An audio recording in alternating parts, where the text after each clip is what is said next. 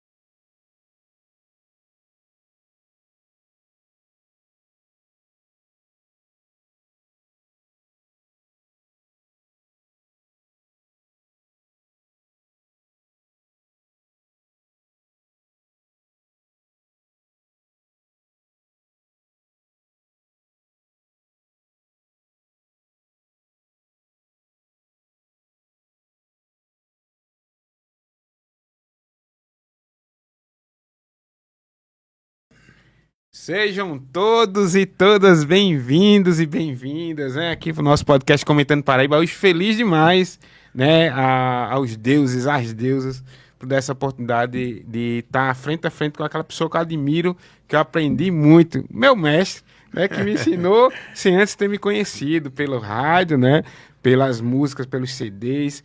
Estou com ele, né, Jonas Epifânio, Dos dos Santos Santos Neto. Netos. Escurinho. Não é escurinho, Escurinho esse Labacé para os para íntimos. os íntimos, né? Cantor, compositor, ator, multiartista, percussionista. Fico muito feliz, gratidão por sua presença Ô, meu irmão. e trazer a sua história para cá com a gente, conversando, nosso Comentando Paraíba. Seja bem-vindo, Pode Escarinha. crer. Pode crer. Eu fico muito contente também, porque sempre que me convidam para dialogar, para conversar, eu tenho isso como uma oportunidade. Uma Sim, oportunidade de poder conversar mesmo, né? Expor minhas ideias e, e de repente trocar ideia com as pessoas também, né? Porque o importante é isso, da comunicação, sim, sim. é o que vai e o que vem. Verdade. E aí, Escurinho, a gente conversando, essas coisas da cultura, do conhecimento da comunidade, coisa massa, a gente vai falar sobre isso aqui também, mas fala um pouco da sua trajetória, né? Você saindo ali de Serra Talhada, passando pro Sertão Paraibano, e como foi essa sua trajetória, como você se descobriu essa pessoa que não é só música, você também traz militância, Isso, traz resistência, isso, né? Traz ancestralidade, né? isso. Na sua música. Como você percebeu essa pessoa que pode mudar as pessoas por meio do som?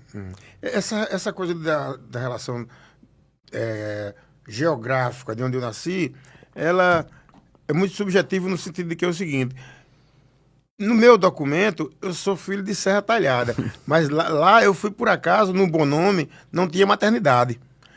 A Vila do Bonome, que hoje entre 20 e meia hora de viagem de Serra Talhada para Bonome, não tinha maternidade. Então minha mãe, quando precisou de dar à luz, foi para Serra Talhada. Então eu nasci lá às 4h30 da manhã, do dia 21 de maio de 62, mas no final da tarde já estava vindo para Bonome, que foi a cidade onde eu vivi até meus 7 anos de idade, foi quando eu vim para Paraíba. Você citou uma coisa muito interessante da questão da formação musical, artístico, política. Sim, isso. Nessa época, o movimento, por ser um movimento na época da ditadura militar no país, então todo o país vivia em pé de guerra e vivia sempre se construindo coisas, ideias, dentro do campo político e do campo cultural. Como é que eu posso ser mais direto com isso?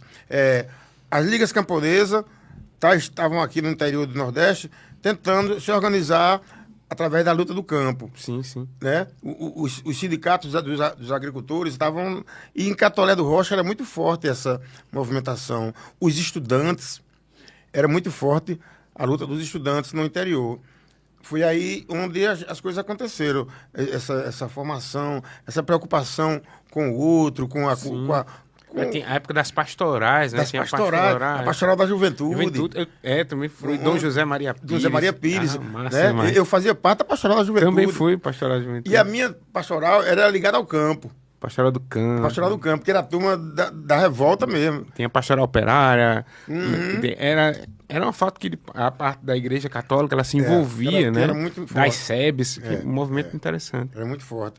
E, junto a isso, existiam os festivais, né? Os festivais de música, E aí é onde entra a nossa parte da formação musical, através dos festivais. Não diria da formação, mas da nossa entrada no mundo da música, assim, já como produtores e criadores. A gente passou a compor, formamos o Grupo Ferradura, para participar dos festivais. Mas uma coisa que eu costumo sempre tocar nesse assunto é de como a gente vivia numa região, da carência de tudo da região que a gente vivia. Por exemplo, não tinha universidade em Catolé. E as escolas públicas tinham até um certo limite. Se você quisesse se formar no curso superior, você tinha que ir para a capital ou para Campina Grande. Não tinha Patos, Catolé do Rocha, o Alto Sertão não tinha.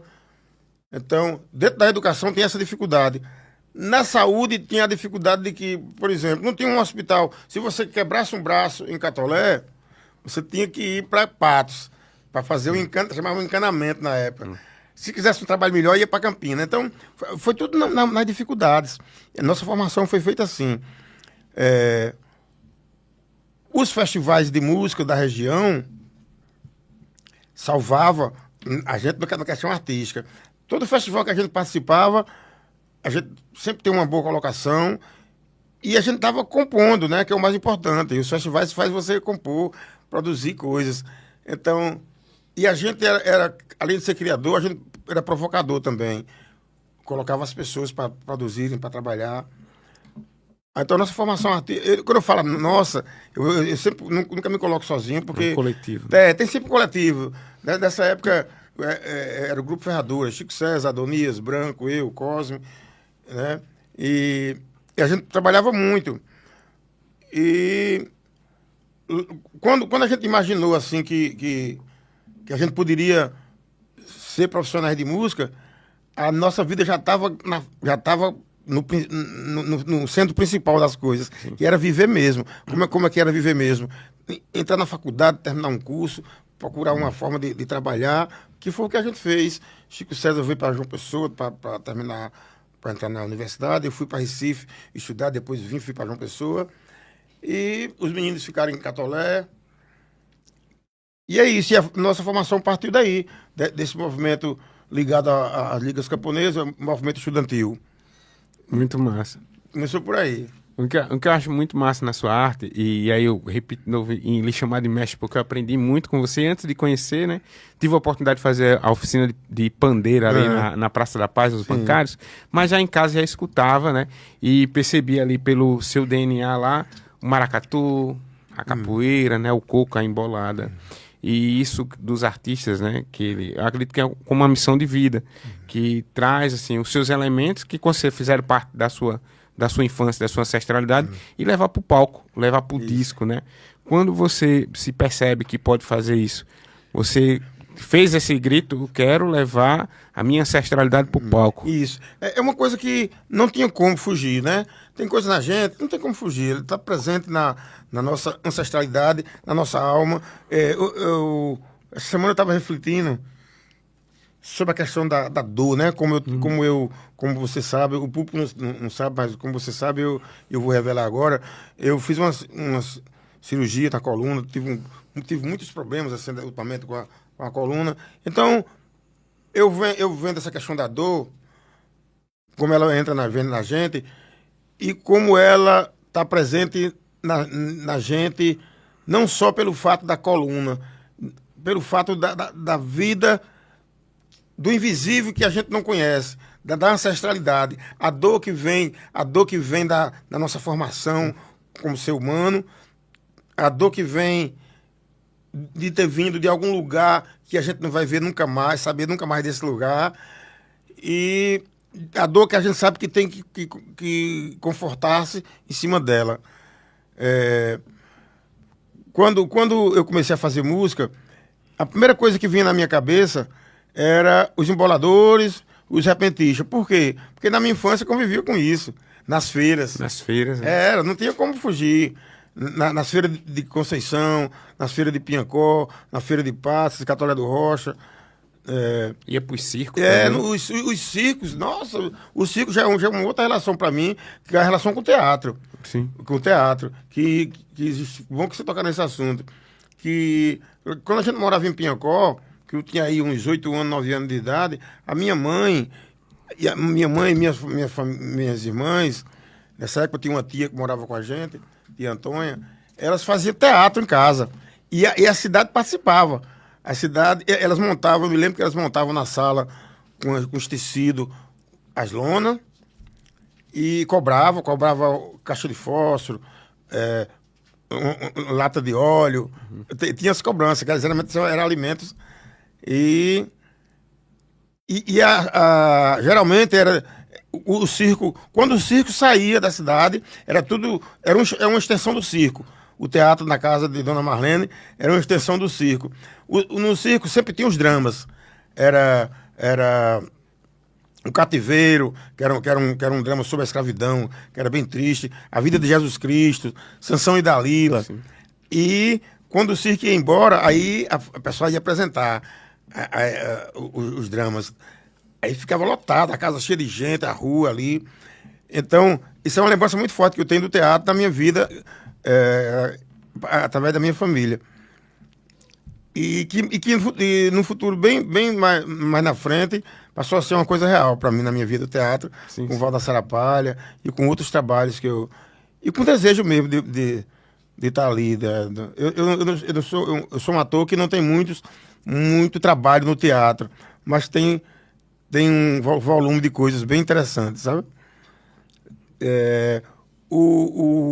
Na música, o envolvimento com o cordel, como a gente está falando, trouxe essa coisa para a relação do Nordeste com uma coisa mais negra dentro do sentido do que era a minha vivência no sertão.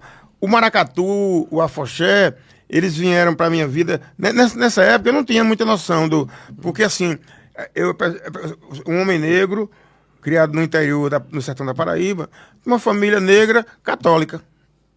Minha família era católica. Então eu não tinha relação nenhuma com as culturas de matriz africana.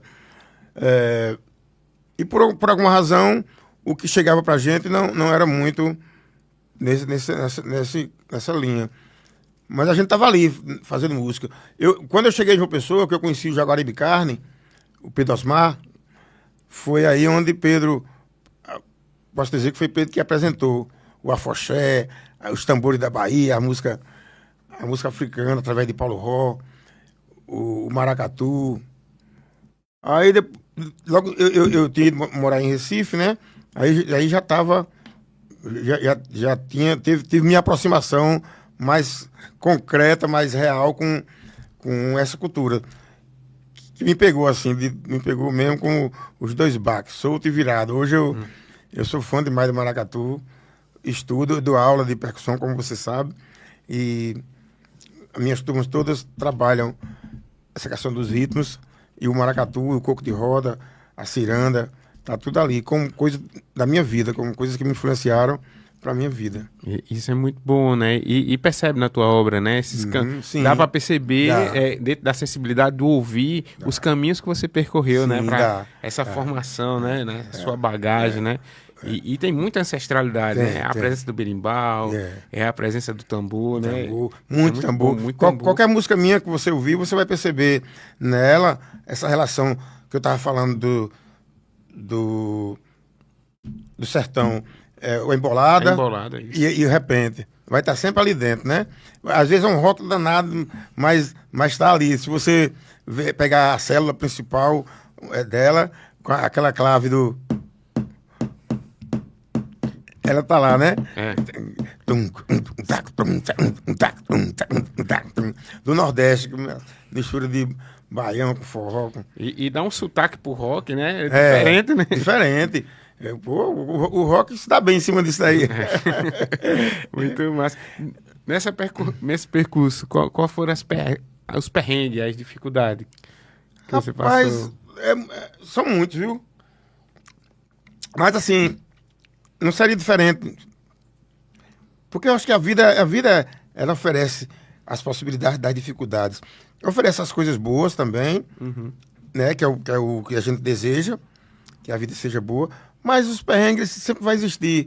Eu não saberia dizer especificamente, mas, por exemplo, me fizeram uma pergunta parecida com essa aí, só que foi mais direta, no sentido do que a pessoa queria.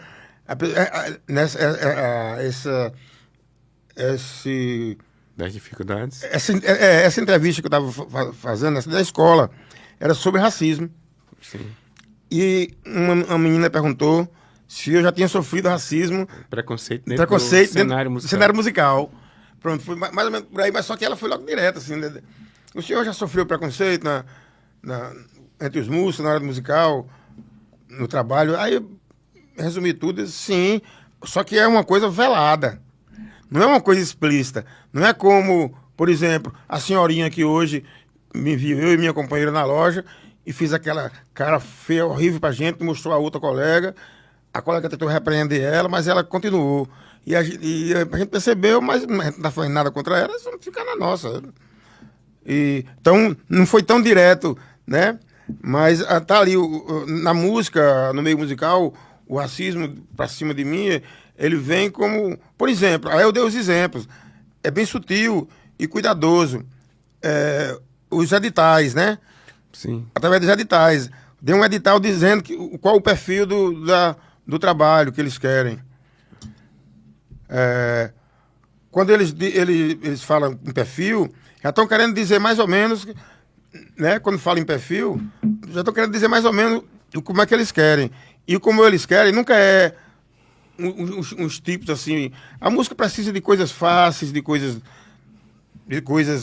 que não tenha muita dificuldade de pensar, fácil de tocar. Então, a explicação é... Por exemplo, minha música não entra naquele edital, eu vou perguntar, por quê? Pô? Aquela outra entrou e até as pessoas até questionaram porque esse trabalho é muito melhor do que aquele, porque não entrou. Aí disse, não, porque não estava no perfil do festival. Aí, tá entendendo? Tô entendendo. O perfil do festival não cabia aqueles tambores assim tão pesados. Era muito presente. Aquela coisa que o cara falando na Jurema, entendeu? Falando, tem um certo cuidado. Agora sim, vai ter também aqueles lugares que só essas coisas podem falar. Que é o que a gente precisa, esse tipo de investimento. Você vai estudar a história da música no mundo, aí tem umas coisas muito interessantes sobre o blues. Na América do Norte, né? O blues ele teve que procurar criar espaço para ele viver. Os artistas do blues e do jazz, eles começaram a criar a rádio deles, a casa de disco deles, para produzir, a casa de show. Aí criaram a Blue Note, né? Que a Blue Note é uma das famosas que... E no nosso caso, eu acho que é mais ou menos por aí. A gente teria que criar resistência através de formação de profissionais nessa linha que a gente precisa, que conheça da cultura preta, que saiba qual a importância do funk para a nossa consciência, a importância do baião, do forró, a importância do samba. Não é a importância do samba de tocar um samba bonito, a importância do que o samba representa socialmente, né? Do que ele representa socialmente. E é preciso que a gente crie nossos espaços, né? Que a gente possa criar nossos espaços de fala, para que possa falar o que a gente quiser e as pessoas não estejam presentes, que as pessoas possam pagar para ouvir o que a gente diga, sem que aquilo possa estar ferindo, sem precisar se sentir ferido, né? É verdade, sem achar que está incomodando, sem né? achar que está incomodando. É. Então tem isso, o racismo velado na cultura, na música, ele surge assim, com os editais escolhendo perfis.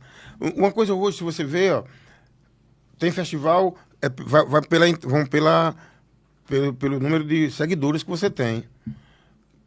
Caramba. Você escreve no festival, aí você é selecionado, são 4 selecionados. Aí eles vão ver quantos seguidores eles têm. Se o meu, eu posso ter, por exemplo, 20 mil seguidores, isso é uma música incrível, e os outros têm 400 mil, 300 mil, 500 mil seguidores. Nem é uma música mais, sabe, do que a minha, mas com certeza vão ficar. A minha não vai, porque o critério é esse, né? Que é um critério que não prova nada. Não prova nada. Não prova nada. Eu já vi matérias de caras que foram, inclusive, iludidos, assim, de pagar produção digital para produzir a música deles. O cara chega assim, só foi lançado hoje 10 da manhã, ó, quantos mil likes já tem aí? Já foi visto não sei quantos milhões de pessoas. O cara fica todo animado aí. Aí o cara diz, ó, na Dinamarca tá bombando lá, né? Então vamos fazer show lá. Aí bora. Aí que não vai ninguém pro show. Não vai ninguém. Vai ninguém. Mas rapaz, tudo você estava bombando. Vai internet, pô. É um mundo fictício, né? Fictício, E é até essa pergunta que eu ia falar. Você teve essa oportunidade de experimentar essas vertentes, né? A gente está no advento da tecnologia, né? Inteligência artificial, os seguidores, como você trouxe, os cliques são os likes. E aí, como é que você avalia, assim, como músico que traz no seu DNA, esses elementos, né, ancestrais, e tá também nas redes sociais, você também faz suas postagens. Como você avalia isso? É um desafio a tecnologia? É um aliado? Como é que você trabalha isso? Pode ser 2 coisas. O desafio, ele vem porque, por exemplo, para mim, eu me sinto péssimo, eu me sinto como se não soubesse mexer, me sinto como se não entendesse o que é que está acontecendo. Então esse é o desafio para mim.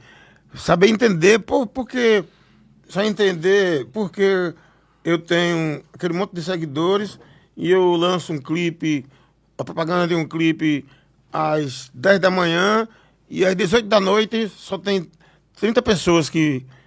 Tá entendendo?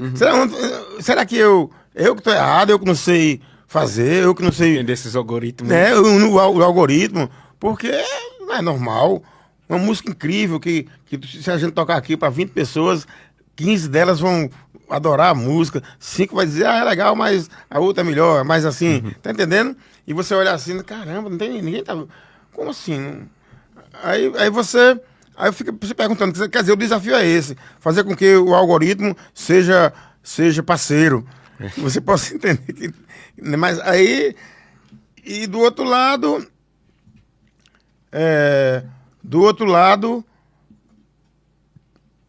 é o lance de você poder... Tudo acaba na questão de conhecimento mesmo, de conhecer, para produzir nela. Que a internet é um caminho muito grande para produzir. Eu estudo a licenciatura de música e teve uma disciplina, um desses semestres aí, que era de produção digital, produção de música nas plataformas digitais. Telefone celular, computador. E, nossa... de coisas que eu digo, caramba, como é que esses caras fazem tudo isso? Possibilidades que a gente não tem, eu não evoluí com a tecnologia, assim. E então, mas eu não quero também sofrer por isso não, sabe? Não estou me cobrando, não. Porque tem pessoas que sabem fazer, que supre, sabe?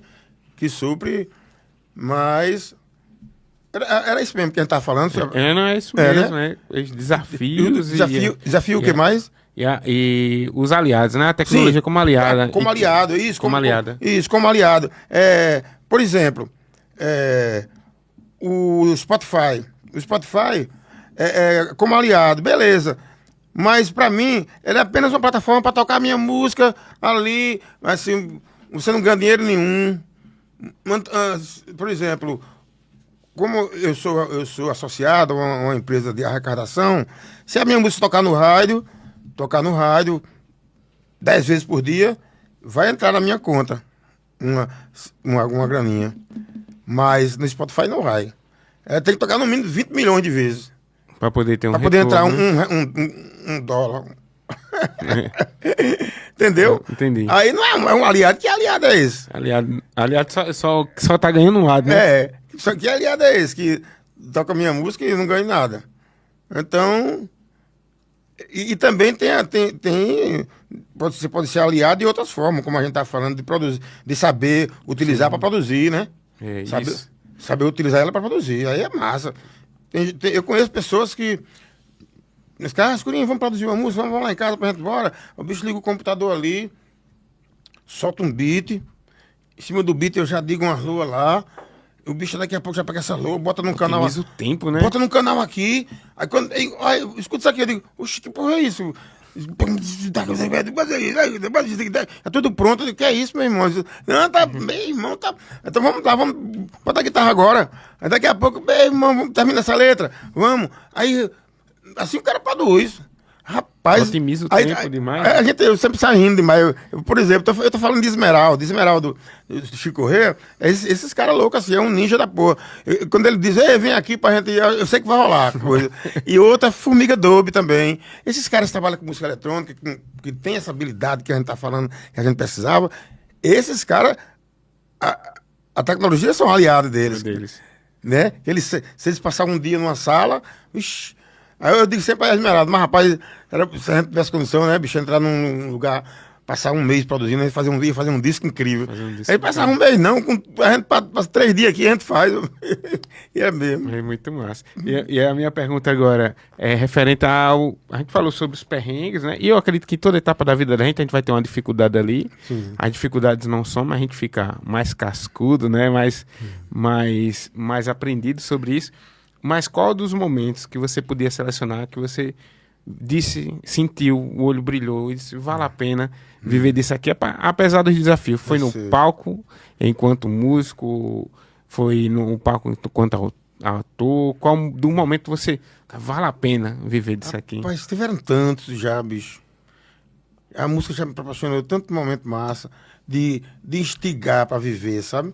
Porque os momentos que tira a gente do foco de viver, hoje eu nem costumo alimentar mais, por saber que o outro lado é mais forte. O que dá instiga para viver é mais forte. Mas assim, na música mesmo, eu posso lembrar de, por exemplo,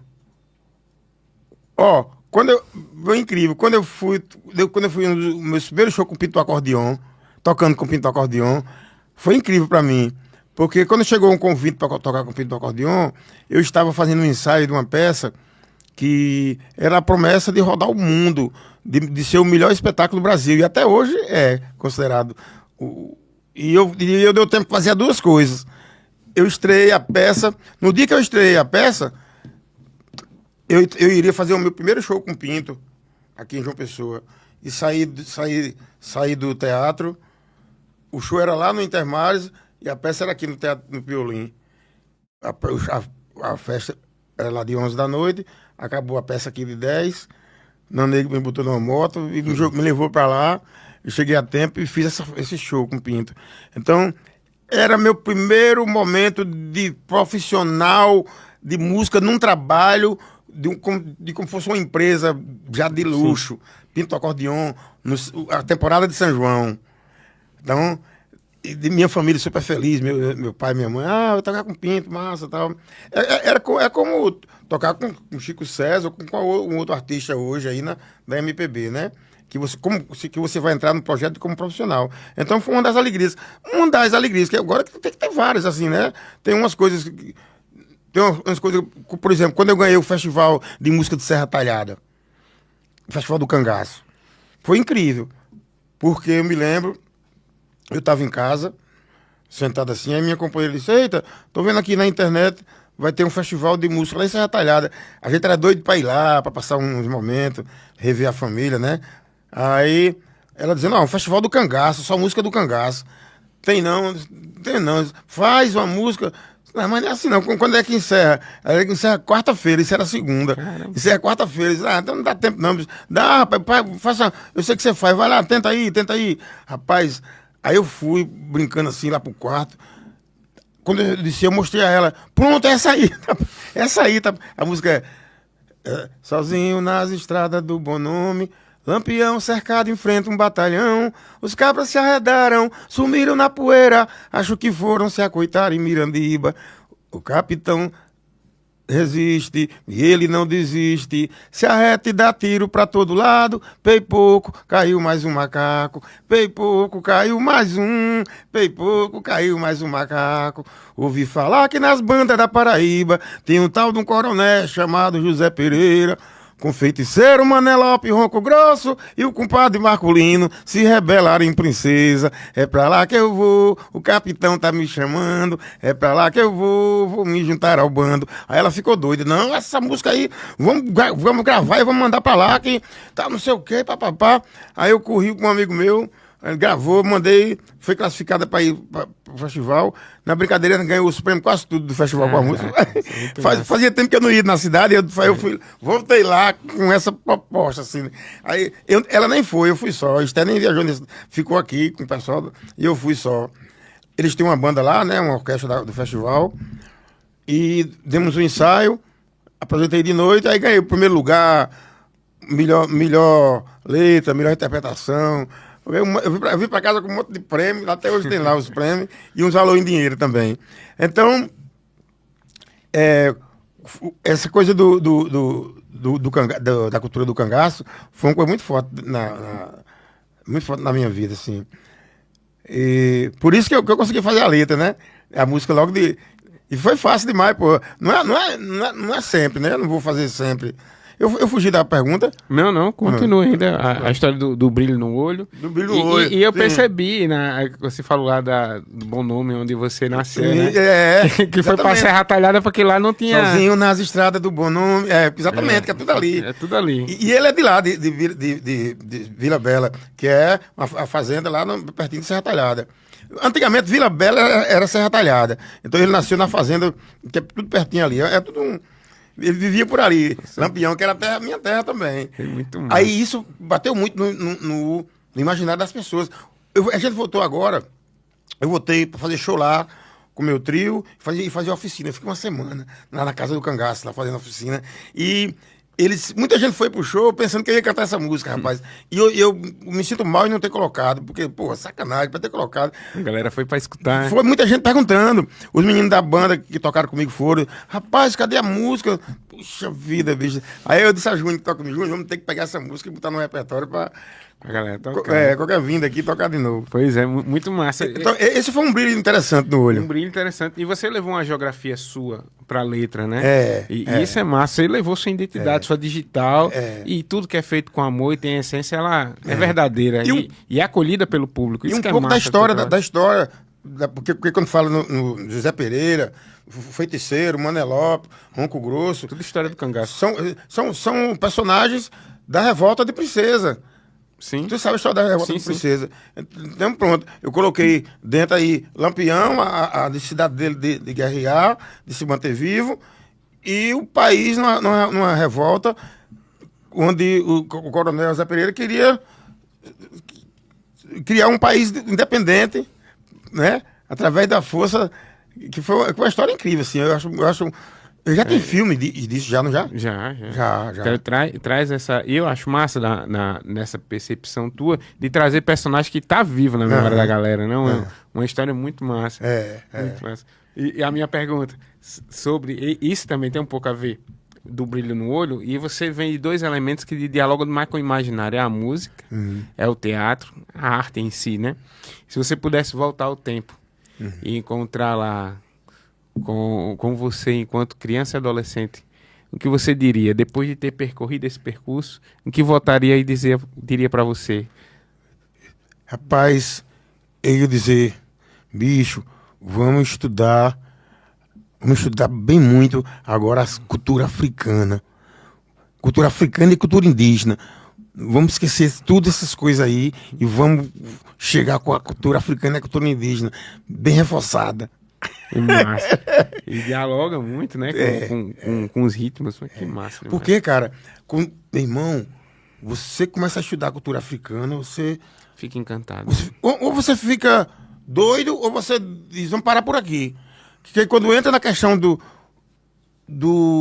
da tecnologia, das criações que o povo africano deixou para a humanidade, se você for conversar com algumas pessoas, não vai dar, se a pessoa não for uma pessoa tolerante, não vai dar certo, ela não vai querer entender aquilo. Quando você fala da medicina, quando você fala das artes, para essas pessoas, de onde anda, como anda, quem inventou isso, quem inventou aquilo, vai ser louco. A matemática, quem inventou a matemática, toda essa história que quem estuda a cultura africana sabe, que o eurocentrismo trouxe para o mundo dos conquistadores, dos né? Conquistadores. Eu tenho uma história que nos contaram um ponto de vista do conquistador. Trouxeram como se fosse deles. Trouxe eles, né? Só é olhar a imagem de Jesus de chapinha, né? Não é? Olho azul, pele clara e a chapinha. Essa mulher eu estava lendo sobre Jesus, eu disse, meu Deus, por isso que os caras, a verdade não vai chegar nunca. Não vai, e não é culpa de Jesus em si. O mito é uma coisa linda, né? O mito, a história de Jesus é incrível. O mundo precisa se espelhar numa história dessa. Mas, como uma verdade, está muito longe de tudo aquilo ser como uma verdade, né?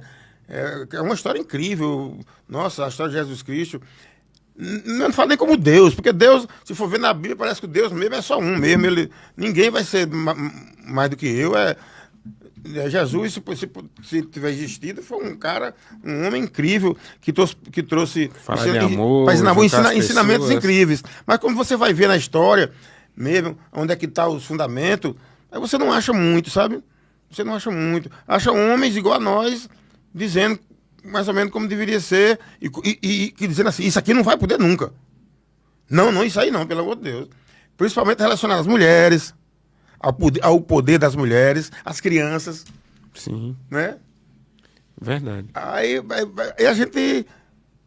a gente começa a ter medo de algumas coisas também, de questionar, porque vai parecer que a gente tá louco ou tá inventando, né? Verdade. E essa coisa das histórias que nos contaram, dos heróis que nos apresentaram, né, matando a nossa história, isso faz também as pessoas se afastarem um pouco da sua cultura e de se negar, né? A gente vai entrar no mês de novembro aí, e aí o senhor vai muito nas escolas, eu também tenho um projeto que vou nas escolas, e a gente vê o tanto que tem de meninas e meninos escondendo seu cabelo por um boné ou por um chapéu. Ou escondendo as suas guias, porque dizer que é da religião de matriz africana, infelizmente, ainda é perseguido, e num ambiente que é para acolher, que é a escola. Mas quando chega o mês de novembro, a gente vê as guias por cima da blusa, os cabelos blacks aparecendo. Então, isso tudo são pessoas que não... Primeiro, que é difícil você entender sobre a sua história, porque nossa história é contada pelo poder do conquistador, e ter o estímulo a buscar e validar nossa cultura, né? O coco, a ciranda, o maracatu, o cavalo marinho, a capoeira, entender que isso faz parte da nossa história. E não é gostar, né, mestre? É você entender que isso faz parte. Você vai se apaixonar você vai apaixonar por um dorama, vai dizer que é legal a história oriental dos dragões, e de fato mas falou, o que você sabe gostar, de saber que existe. Saber que existe, né? Saber que faz parte da tua vida, parte, né? O mestre Fernando pode liberar aqui o Instagram do nosso mestre aqui. Essa foto é muito massa. Vai pra camiseta, com certeza. E aí pode ir comentando com a gente.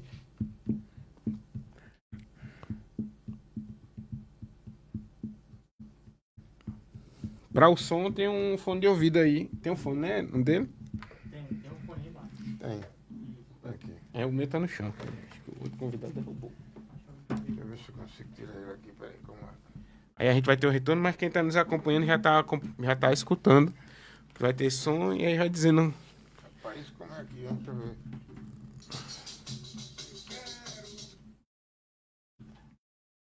Se eu quiser botar o clipe do... Tá aí o clipe ou tá Não, o no... clipe tá no YouTube. No YouTube O tá... YouTube é Escurinho na Bacé. Que aí é só propaganda, né? Do chamada para o show, né? Esse aí é pra chamada para o show do dia primeiro. Lá Vou no- tocar com o Ciba na Caravela. Caravela. Não, no YouTube é Escurinho na Bacé. Eu acho que você vai ter que entrar lá no YouTube. E a pessoa nos acompanhando já tá sabendo aí que tem o Instagram Escurinho Ela não botou. Jonas. Não, ela não botou o link para o YouTube. Ó. Vou até pedir para ela fazer isso. Botou com um monte de coisa. Então você que vai ter que. Hã? Aparece no YouTube, já chega. Eu botei esse clipe hoje. Foi no show que eu fiz ano passado na Energisa, que Chico César apareceu no palco sem ninguém a esperar. Ai, que massa. Subiu assim atrás, eu digo, "Oxe, que porra é isso aí?" Tô cantando uma música minha e dele, que pronto, Escurinho na Bacé. Aí é uma música Cadê as Flores? Eu botei hoje.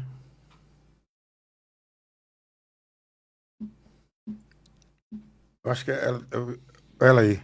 Esse aqui? Essa aí é. A gente pode ir falando. Pode ir comentando.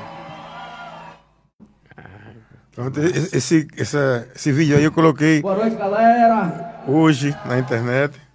É de um show feito o ano Boa noite, passado na professor. Natal da Energisa. Aqui com vocês. Que Chico César chegou no palco assim, Escurinho, Jonas Epifânio de Santos de Neto. repente. Desde o grupo Ferradura, desde antes, né, Escuro? Bora, eu trouxe a cola aqui, viu?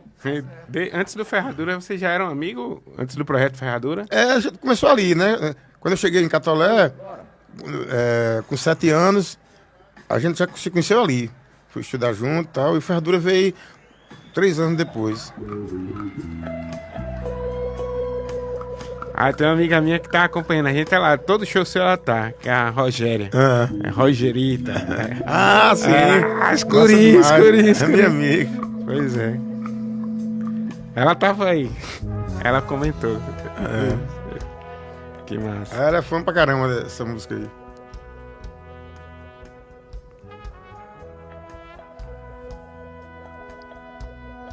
Esse ano tem show também no Natal da Energisa. Tô convidando a Ana do Coco. Ana é muito massa também. Tem muita gente boa, né? Escolhi muita gente boa mesmo.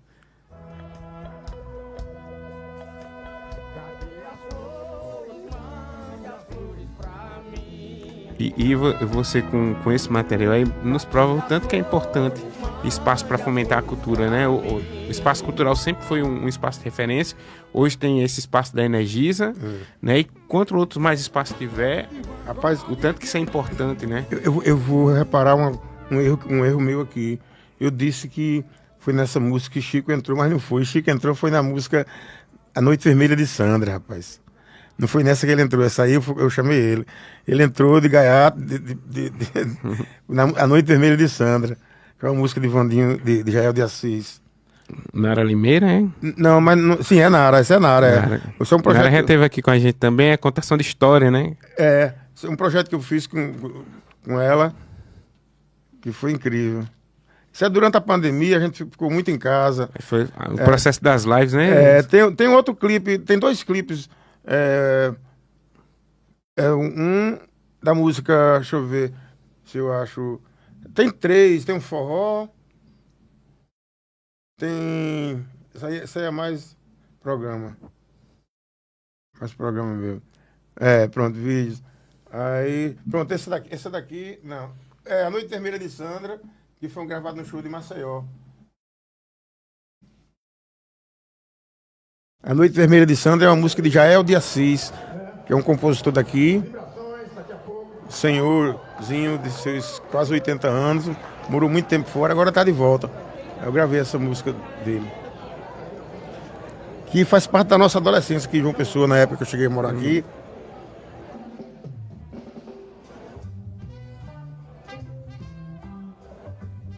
Marcel. Não que eu aumento o volume dele aqui também? Acho que é lá na mesa, né? O retorno do fone, aumentar o fone de... O retorno do meu fone. Tá bom assim? Tá aumentando. Pode ir mais um pouco. Tá bom.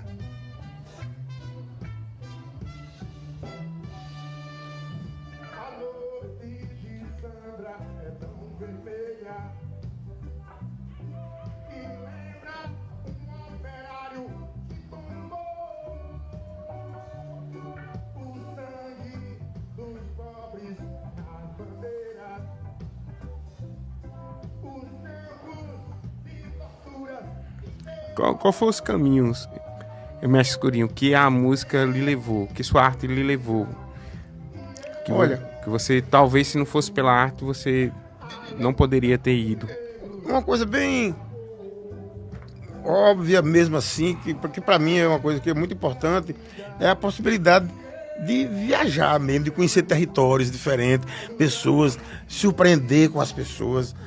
Viajando você se surpreende muito, né?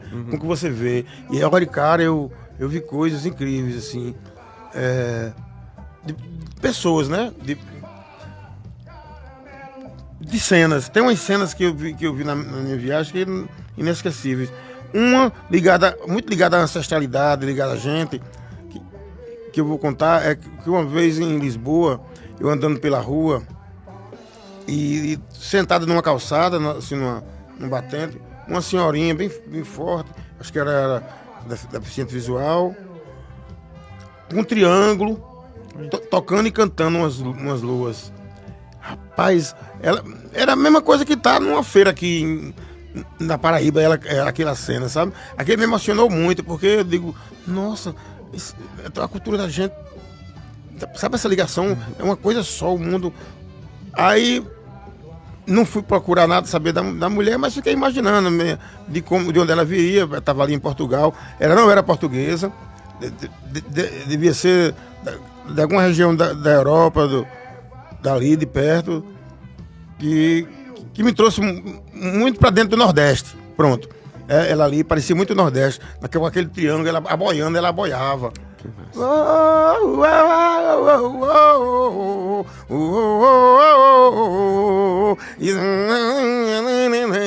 Sabe? Aboiando e tocando o triângulo, de caramba, bicho. Eu muito sensível, chorava que só.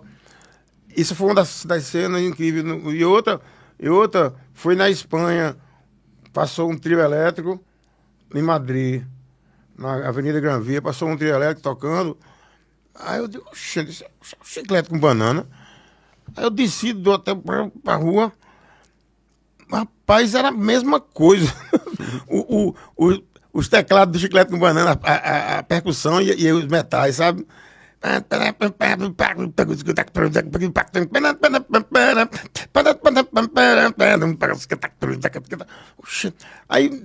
Aí você vai ver como o mundo tá ligado com, né? Alguém influenciou alguém que pegou e trouxe pra cá, sabe? Essas coisas assim que você vê que, porra, e ajuda a compreender algumas coisas. Então, viajar, para mim, foi importante por isso. E outra coisa, de uma coisa mais, que parece nada a ver, mas que foi importante para mim, curiosidade, é que, antes de viajar, eu tinha visto umas matérias sobre as mulheres do pescoço longo. Aquelas mulheres que usam um negócio que o pescoço fica longo. Botando uns anéis, né? E aí eu não acreditava, digo, não, é doido, isso não existe girafas, não. Né? Isso não existe não. Aí nós fomos para Cádiz, na Espanha, e eu tô para pegar o elevador, lá vem aquele monte de mulher, uns 5 ou 6 mulheres, todas com aquele negócio. Aí eu digo, meu Deus, é real. Eu sabia que era, mas assim, eu tinha que ver. Então, foi muita coincidência. Aí eu vi, cara. Elas entraram no elevador comigo. E eu fiquei ali aquele tempo todinho olhando assim. Não puxei conversa, que eu não sabia falar a língua dela. Elas conversando lá. Mas assim, foi muito chocante, sabe? Então, essas coisas.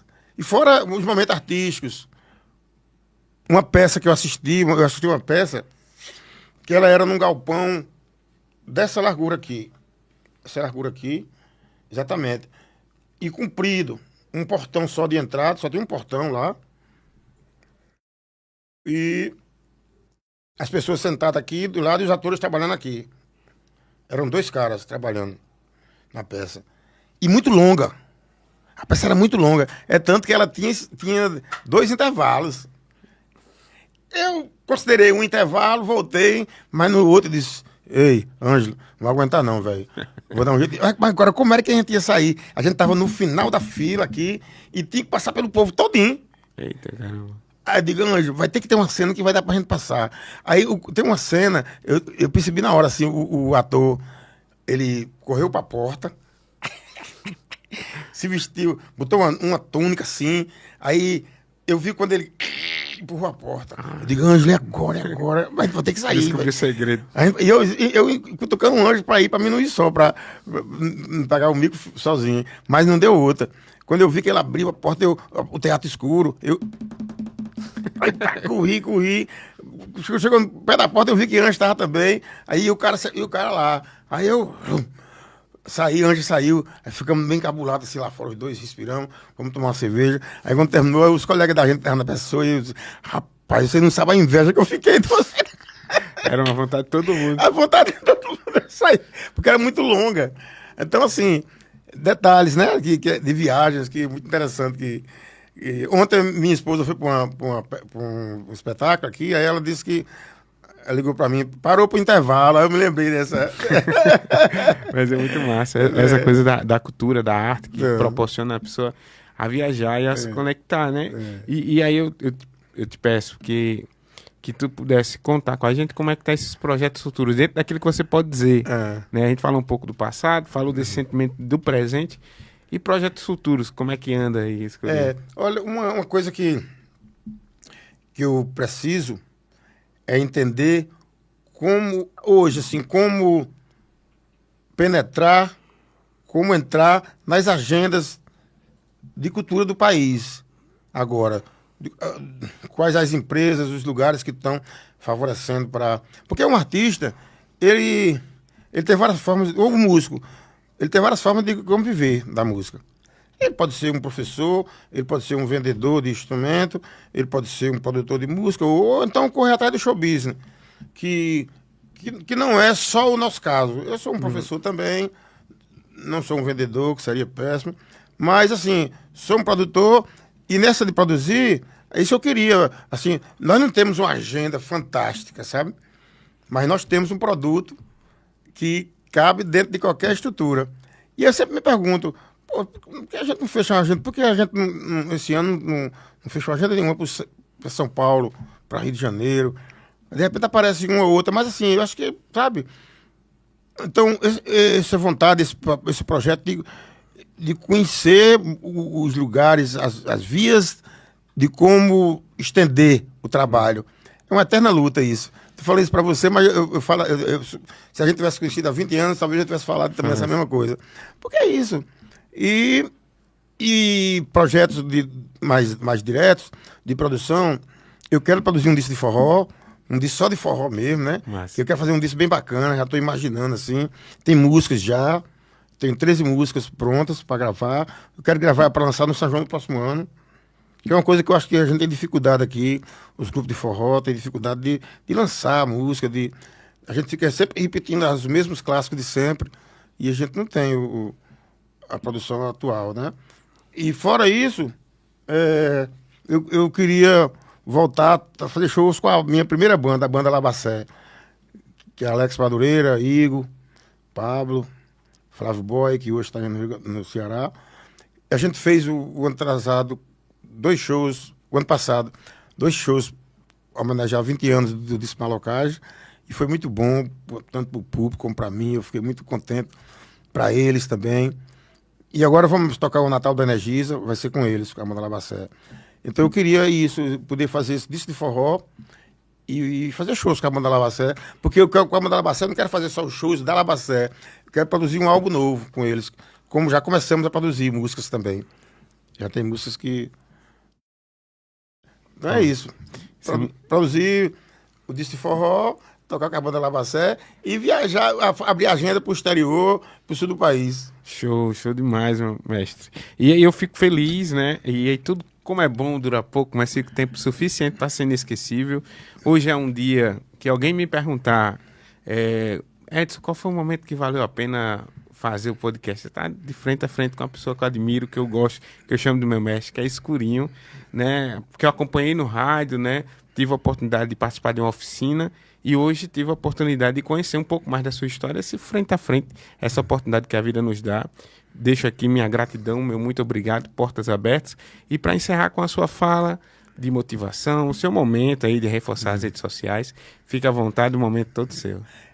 O que eu digo para as pessoas é que é mais uma coisa pessoal, que serve para o pessoal, para o íntimo e